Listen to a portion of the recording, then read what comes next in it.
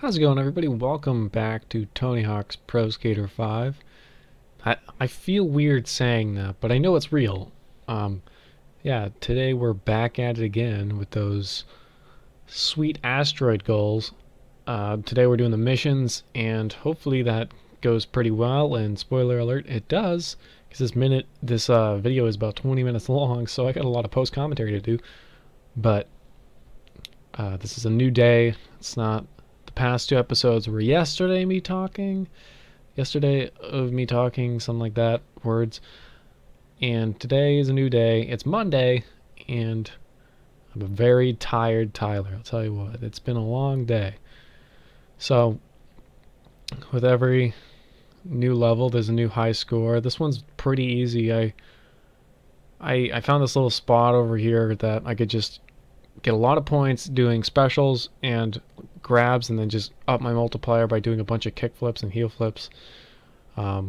That's basically what I did. I didn't even use the anti-grab that I probably use later on in this run.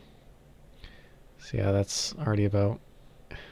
I'm at amateur right now. It's not too shabby, but I'm really not that good at this game. So I mean, no one's really critiqued me on my play style, so I'm pretty happy about that. I'm not getting a lot of flack for being pretty bad at this game, because it's not an easy game for the casual player, which is pretty much me.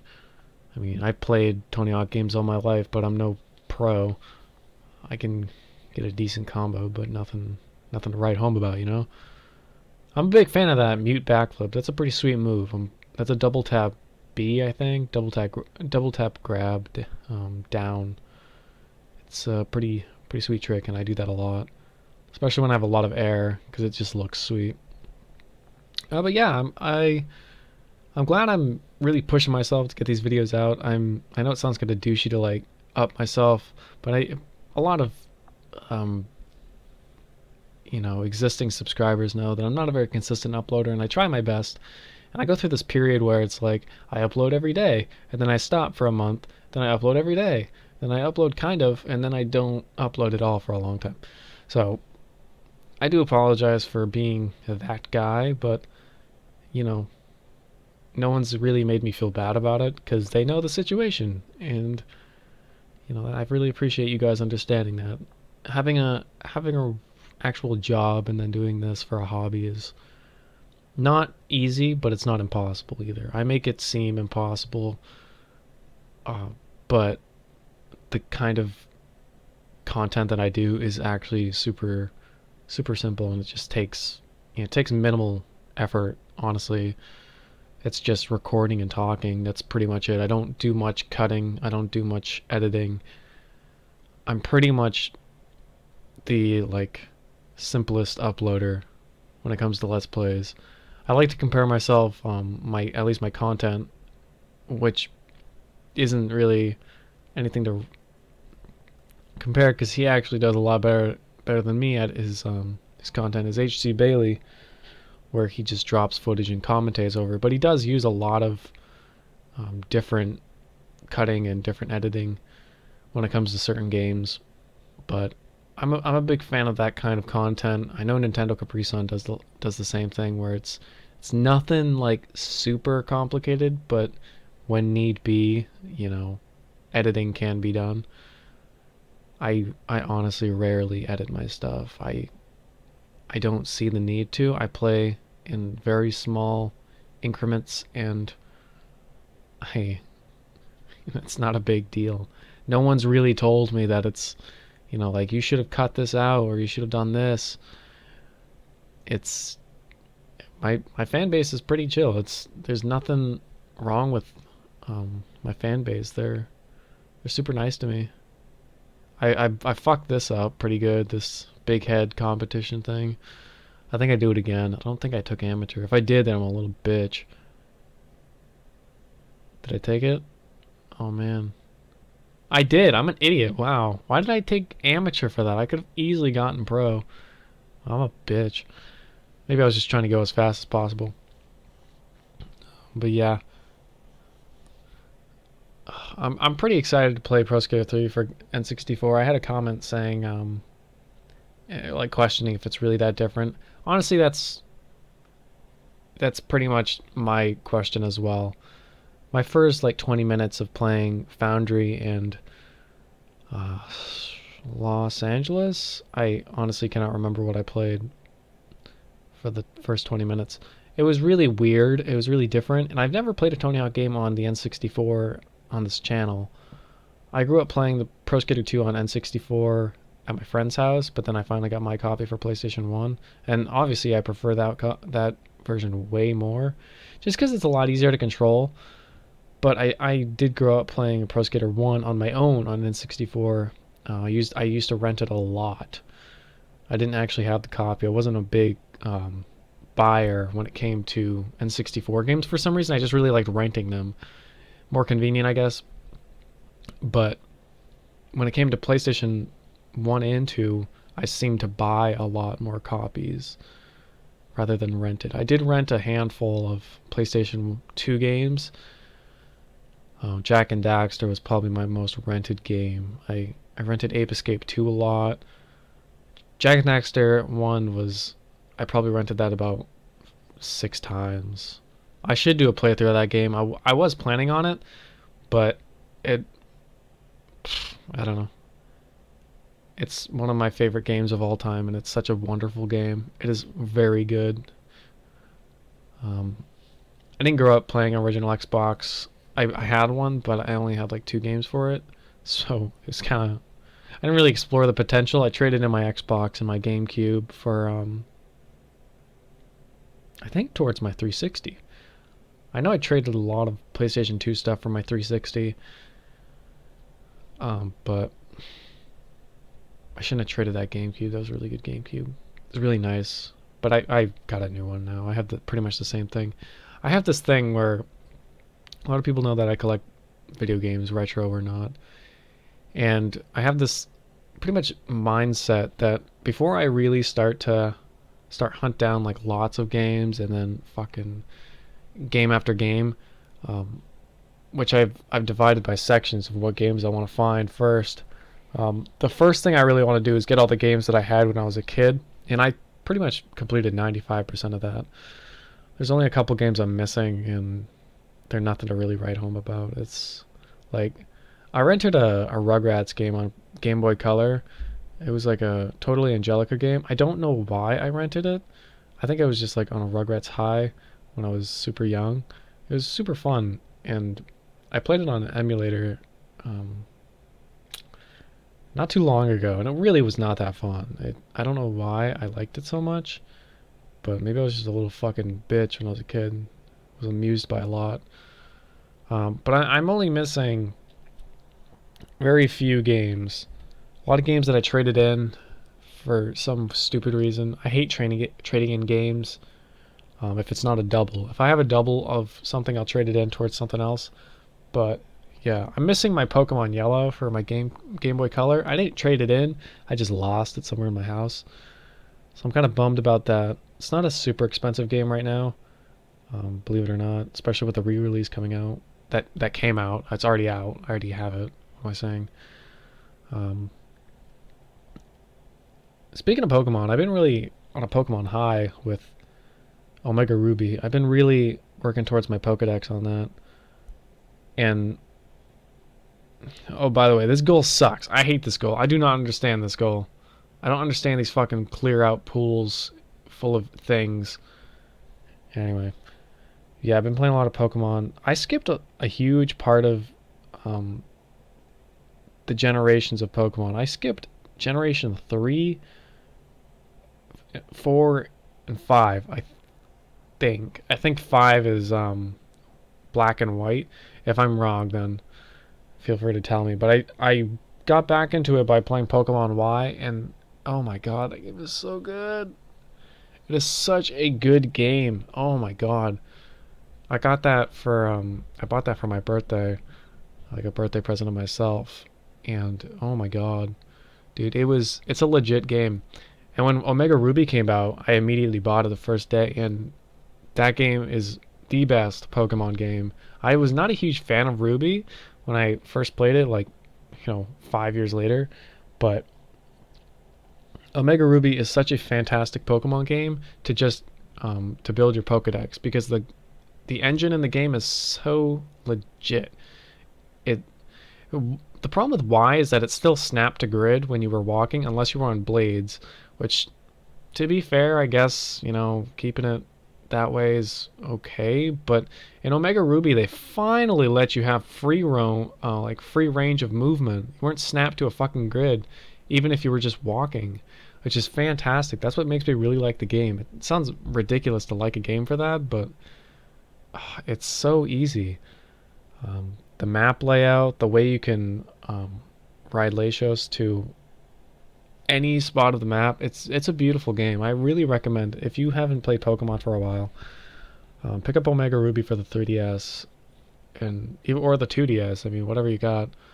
It's seriously an absolute gem of a game. I bought Alpha Sapphire just to have both versions of it so I can catch both Pokemon. But honestly, if I wanted to catch both Pokemon, I could just either have Sapphire for my Game Boy Advance. Because the cool thing, I'm going to go on about Pokemon for a while here, so if you don't like Pokemon, I'm sorry.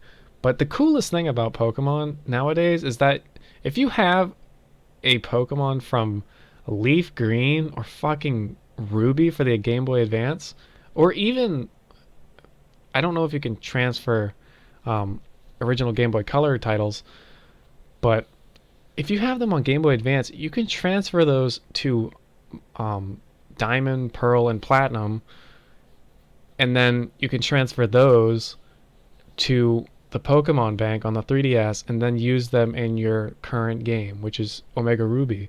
That is fucking mind-blowing to me. Like, I have a complete Pokedex on Leaf Green for my Game Boy Advance, but I'm not far enough in Platinum to trade them.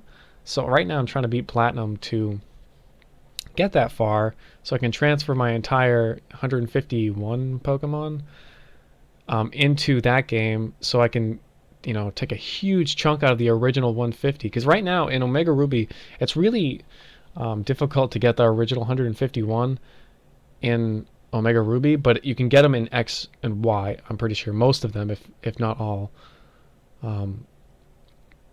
So it makes it a lot easier if you can just transfer them from the original games. And I'm not a huge fan of the remake of Red, Blue, and Yellow, or Green.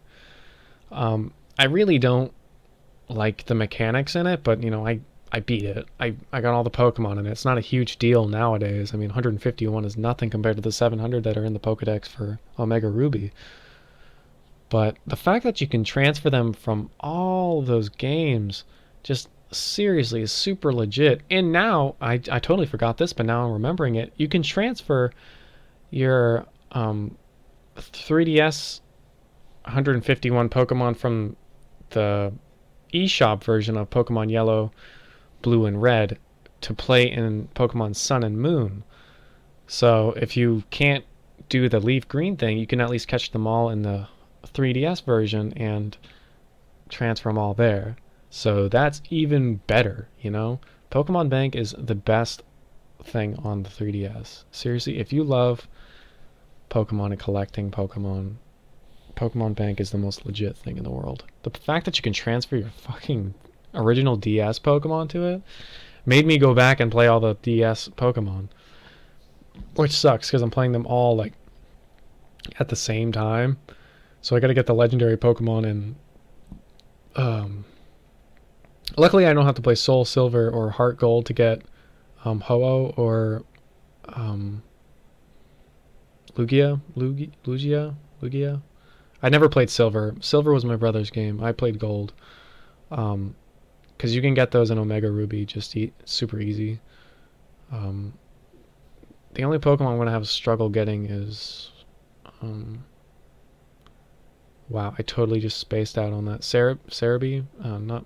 Celebi. Cerebi is the fucking database. Database.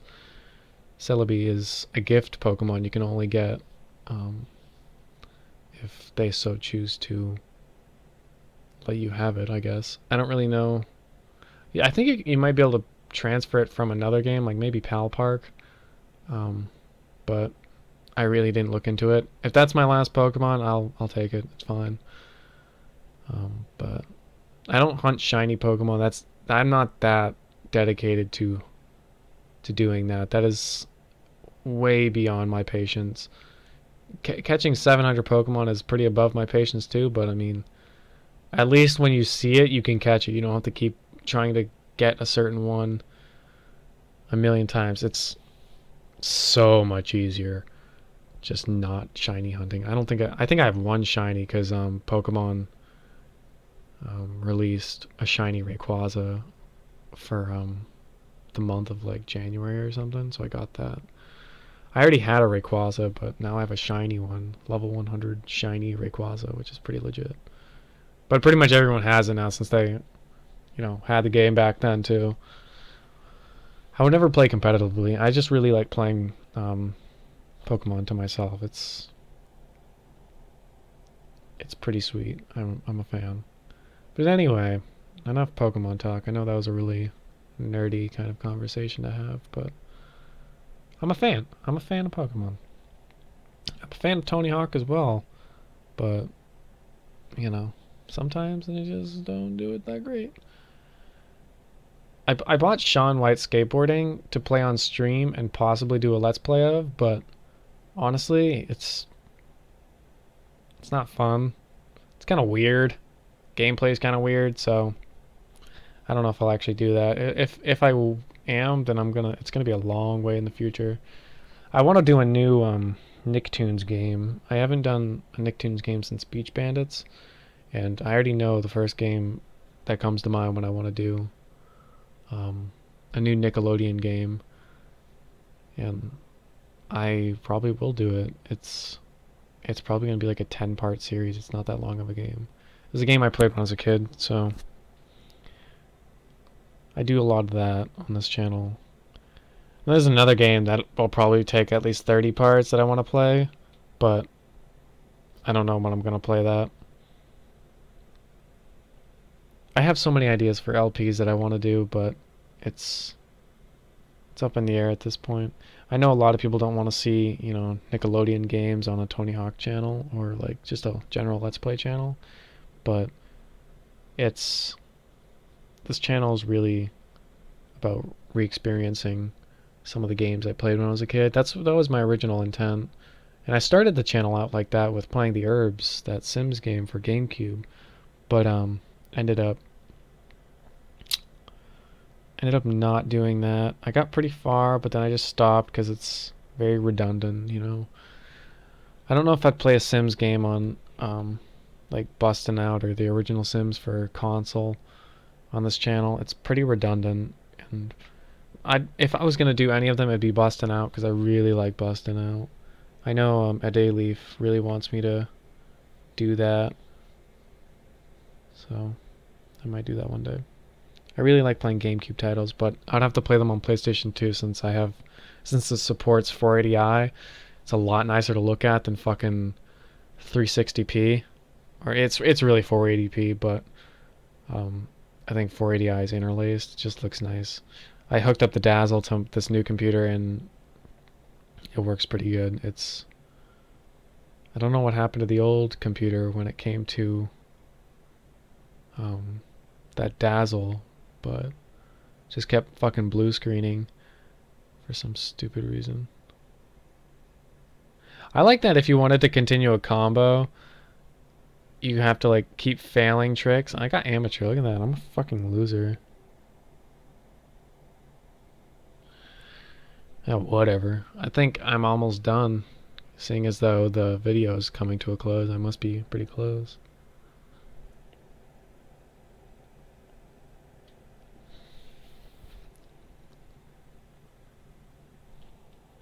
Either that or I just stopped like doing anything and I'm already done. So I think that's pretty much it.